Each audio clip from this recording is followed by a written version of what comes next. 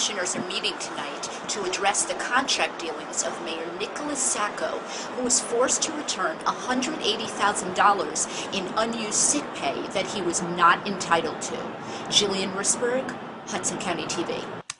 In 2007, Mayor Sacco helped pass legislation that limited sick day pay for Board of Ed employees. The Department of Education turned around and nullified that contract, and you gave the money back. You acted like you did the township a favor. My contract was not 2007, it was 2006 to 2009. And that was the contract the same as the teachers have, and that's the one I operated under, until the state decided to change it. Then they scrambled. By the way, the Supreme Court didn't make a decision until Thursday. On Wednesday night, the Board of Ed accepted my request that they honor the 2006 contract, which they did. So it had nothing to do with the state. So because you allegedly signed the contract in 2006, you think it's justifiable to still take $180,000 because you signed it in 2006 as opposed to 2011? 2006, 1 day for every 600 days work. 2006, the same as it was in 1974. So which contract called for the $300,000 pay? That was the state contract. The state said, we're not going to approve that contract. You have to make these changes.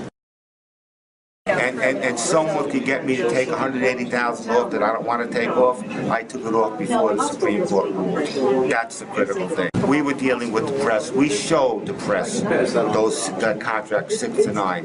They ignored it. When it came down to it, I could have gone to court. I could have gone to court to keep that contract. I don't think there's a judge in the world that would have said a contract by me signed by the state is invalid. That contract was valid. If the Supreme Court ruled, maybe I would have had less grounds to stand on, maybe. But there was still a signed contract by the state that I could show, to Your Honor, here's the clause we submitted.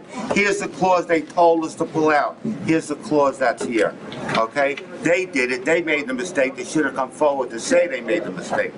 They wouldn't. Resident activist Mario Blanch weighed in on the recent events.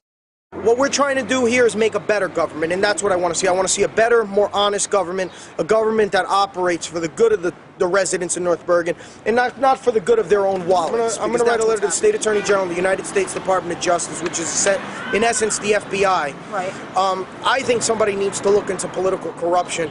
I think when elected public official executes a contract giving himself $180,000 and then gets caught with his hand in the cookie jar, I think that's unconscionable.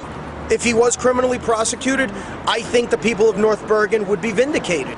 When an individual tries to defraud the public of $180,000, I think they should be brought to justice.